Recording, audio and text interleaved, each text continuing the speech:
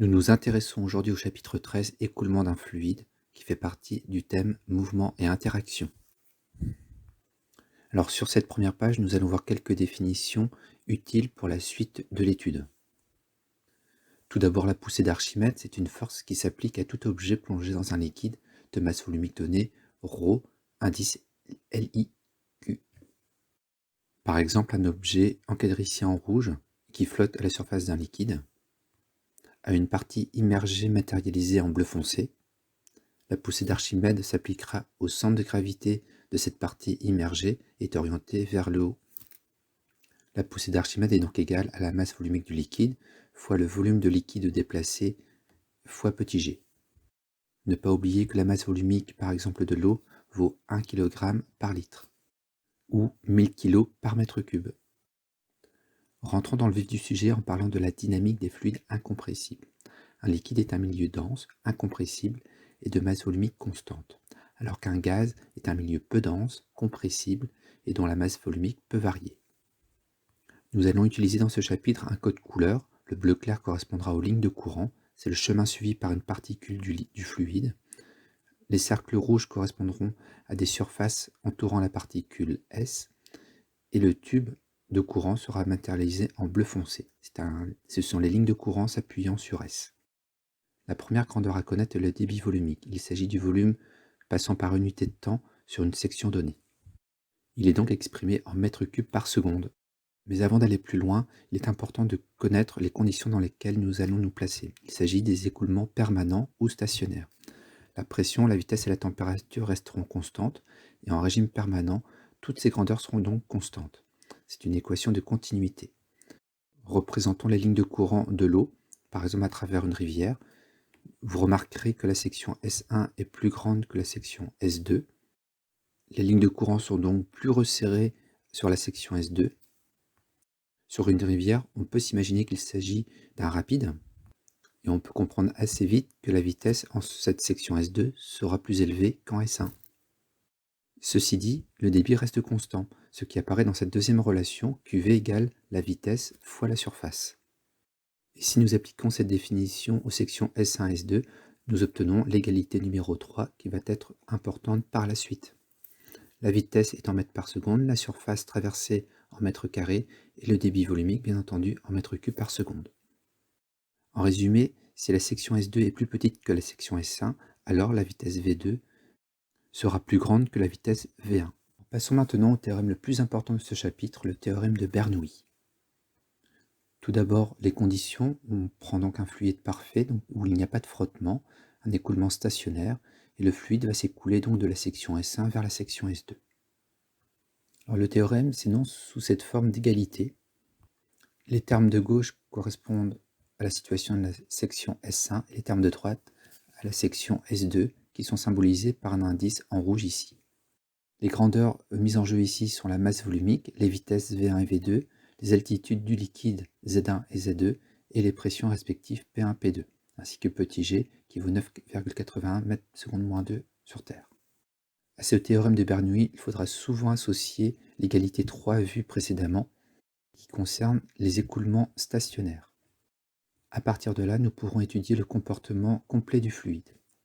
Alors, ce théorème de Bernoulli fait apparaître différents termes qui ont des noms. P est bien sûr la pression statique, ρ fois g fois z la pression de pesanteur, car on voit apparaître l'altitude, et ρ fois v au carré sur 2 la pression cinétique, car nous repérons la vitesse dans cette expression.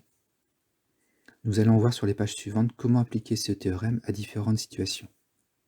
Mais avant cela, il est important de se rappeler de la loi de la statique des fluides vue en première générale. Alors, il s'agit d'une relation entre la pression et l'altitude d'un liquide lorsque celui-ci est au repos. Pour la suite du chapitre, gardons en mémoire le théorème de Bernoulli noté relation numéro 4, le débit volumique numéro 3, et également la loi de statique des fluides, entourée ici en rose. Commençons tout d'abord par le tube de Pitot que nous retrouvons sur les avions afin de mesurer la vitesse de celui-ci. Vous remarquez tout d'abord la ligne d'écoulement du fluide en bleu. Deux tubes A et B ont été plantés dans ce fluide. À l'extrémité A, nous avons une vitesse égale à 0 m/s, qui est donc face au courant, une pression PA qui sera donnée. Pour le tube B, La vitesse VB correspondra à la vitesse du fluide et PB la pression du fluide en ce point. Dans les tubes, il n'y a aucun mouvement du fluide. Nous pouvons repérer une différence de hauteur du liquide dans ces deux tubes notée petit h. Écrivons tout d'abord la loi fondamentale de la statique des fluides, en rouge ici. La différence de pression dépendra donc de la différence de hauteur dans les tubes, ρ fois G fois H. Le théorème de Bernoulli, écrit ici en bleu, se simplifie à 3 termes. Nous obtenons aussi une différence de pression qui dépend cette fois de la vitesse VB. En associant les deux relations, nous obtenons donc la vitesse qui est égale à la racine carrée de 2 fois G fois petit h. Nous obtenons donc la vitesse du fluide ou la vitesse de l'avion dans le fluide. Alors, un autre phénomène très connu est le phénomène Venturi, largement utilisé dans le filtre Büchner en chimie. Une section SA va se rétrécir à la section SB. Le fluide va s'écouler vers le bas et nous allons donc brancher un filtre Büchner à cet endroit. Un phénomène d'aspiration va avoir lieu, c'est ce que nous allons démontrer. Tout d'abord, on se place en régime stationnaire, donc VB sera supérieur à VA, d'après l'égalité que nous avons vue sur le débit volumique. Le théorème de Bernoulli. Alors attention, on considère ici qu'il n'y a pas de différence d'altitude majeure. Il ne nous reste donc que 4 termes dans ce théorème. J'entoure ici en rouge la pression PA qui m'intéressait. On se rend compte à l'aide du théorème de Bernoulli que PA est supérieur à PB.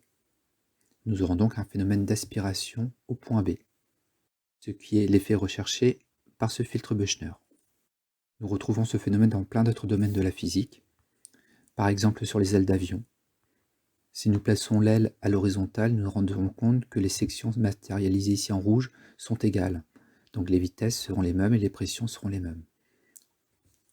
Par contre, si nous inclinons l'aile à 45 degrés, nous nous rendons compte que la section SA est plus grande que la section SB. Donc la vitesse en VA est inférieure à VB.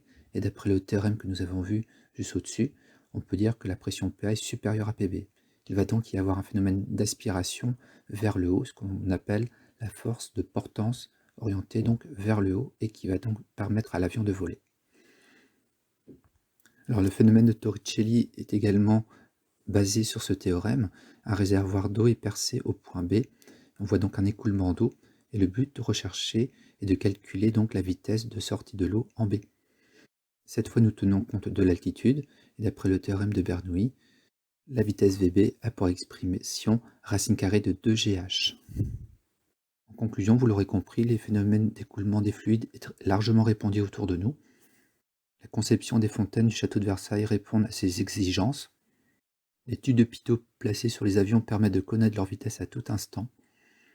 L'étude de l'écoulement de l'air autour des ailes delta des avions de chasse a permis de mieux comprendre leur aérodynamique et ainsi d'améliorer leur fuselage.